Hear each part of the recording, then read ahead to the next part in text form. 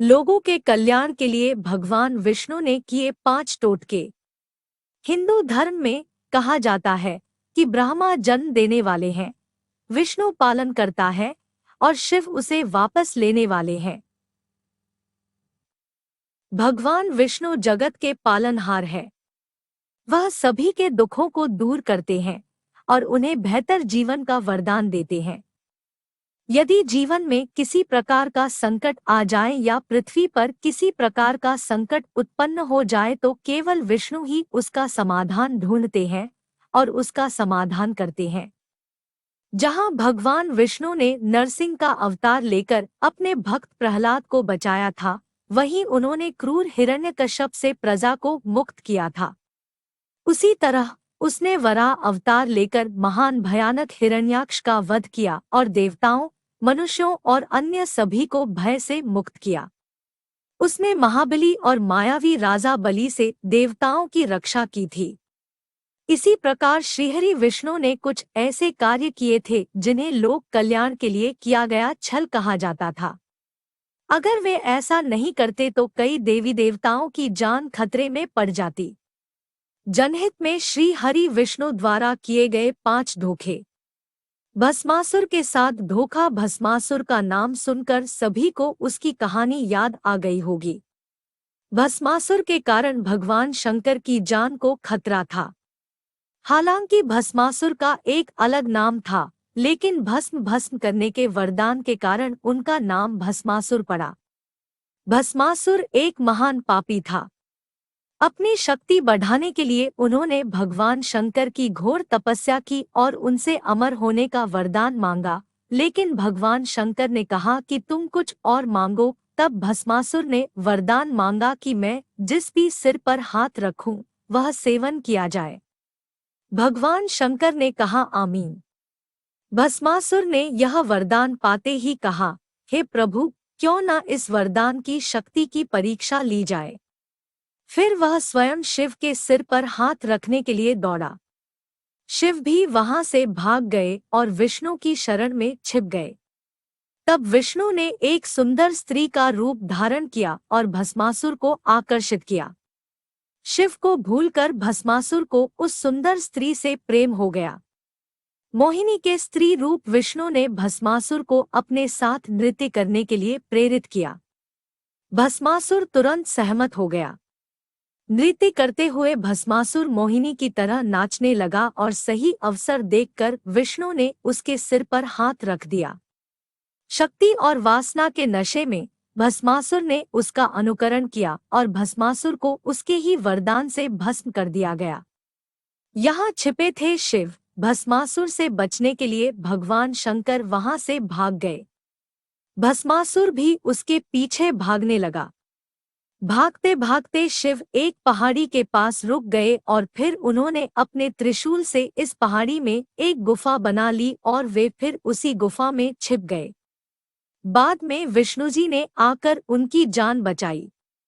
माना जाता है कि यह गुफा जम्मू से 150 किलोमीटर दूर त्रिकुटा पहाड़ियों पर स्थित है। इन खूबसूरत पहाड़ियों को देखने मात्र से ही मन शांत हो जाता है। इस गुफा में प्रतिदिन सैकड़ों शिव भक्त शिव की पूजा करते हैं। वृंदा के साथ धोखा। श्रीमद् महादेवी भागवत पुराण के अनुसार जालंधर असुर शिव का एक हिस्सा था, लेकिन उसे इसके बारे में पता नहीं था। जालंधर एक बहुत शक्तिशाली असुर था। इंद्र को हराने के बाद जालंधर तीनों लोकों का स्वामी बन गया। यमराज भी उससे डरते थे। श्रीमद् महादेवी भागवत पुराण के अनुसार एक बार भगवान शिव ने अपनी महिमा समुद्र में फेंक दी थी और इसी से जालंधर का जन्म हुआ था।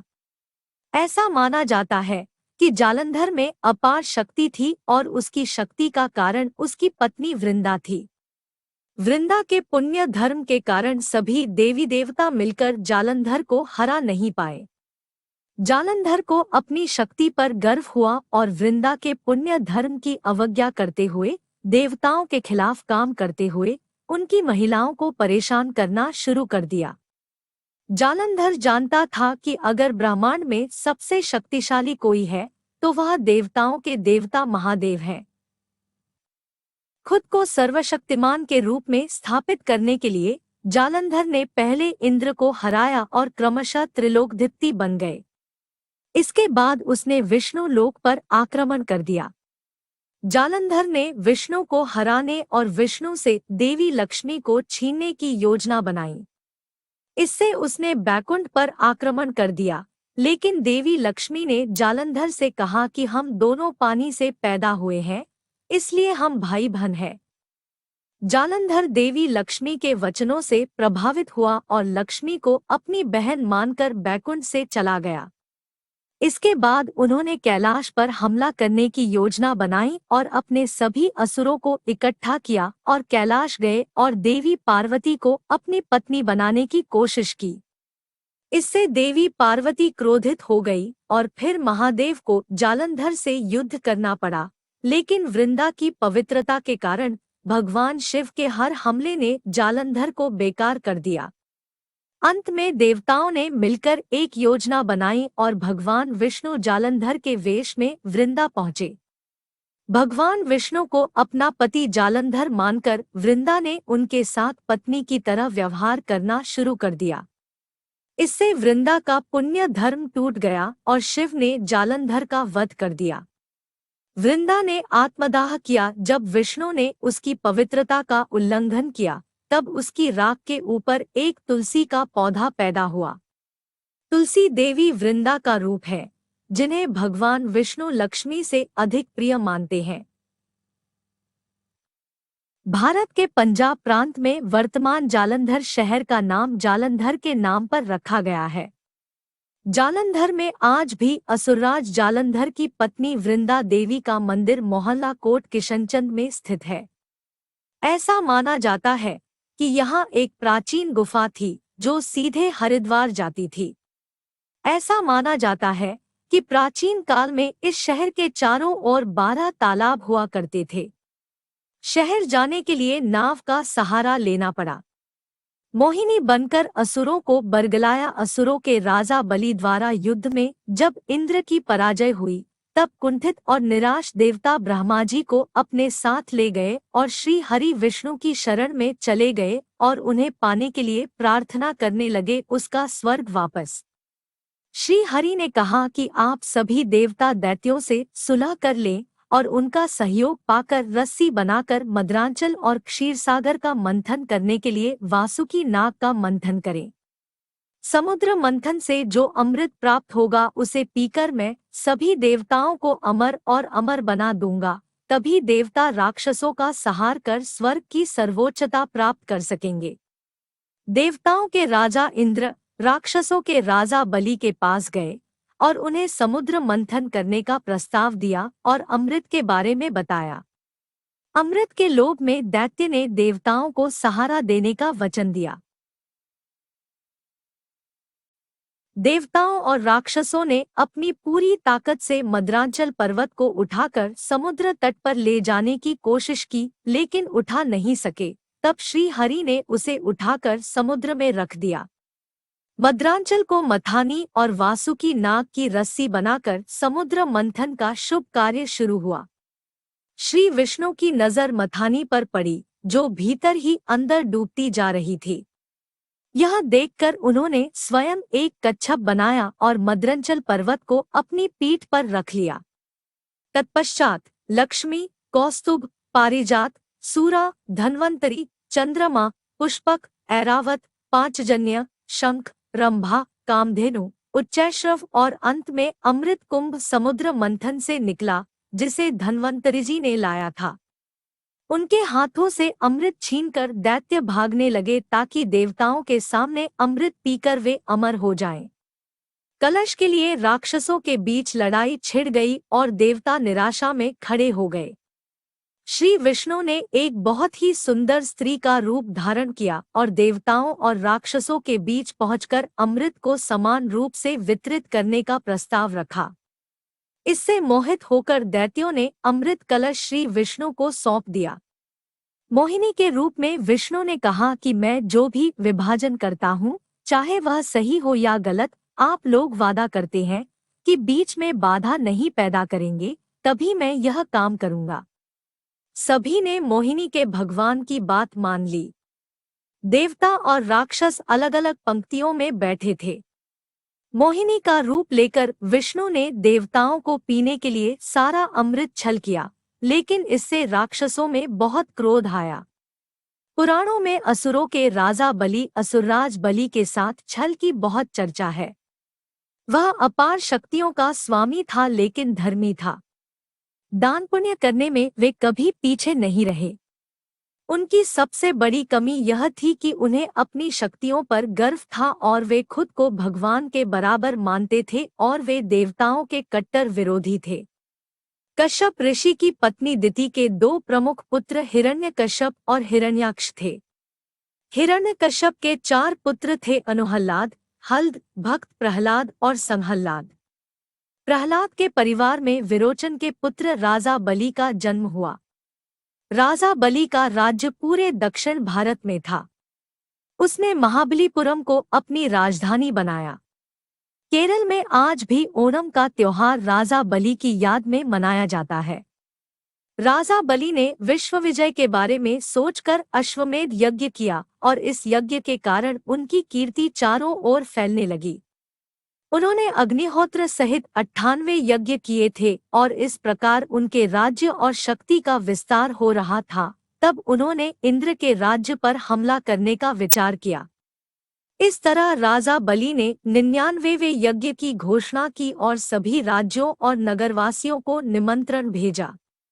देवताओं के पक्ष में गंधर्व और यक्ष थे और राक्षसों के पक्ष में राक्षस और राक्षस थे। इंद्र ने आखिरी बार हिरण्यकश्यप के पुत्र प्रहलाद और उनके पुत्र राजा बलि से युद्ध किया और देवताओं की हार हुई। तब पूरे जम्बूद्वीप पर असुरों का शासन था।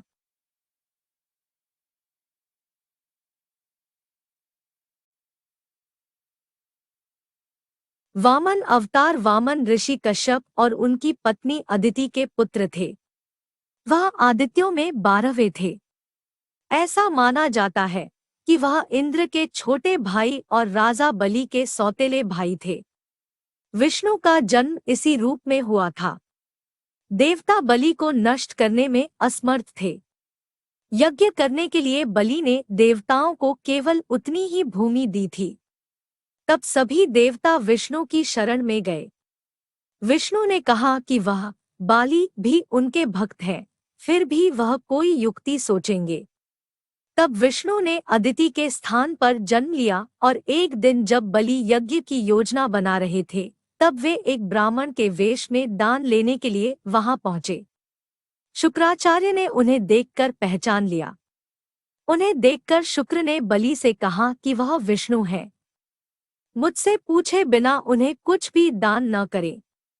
लेकिन बलि ने शुक्राचार्य की बात नहीं मानी और वामन से दान मांगने पर उन्हें 3 पग भूमि दान कर दी।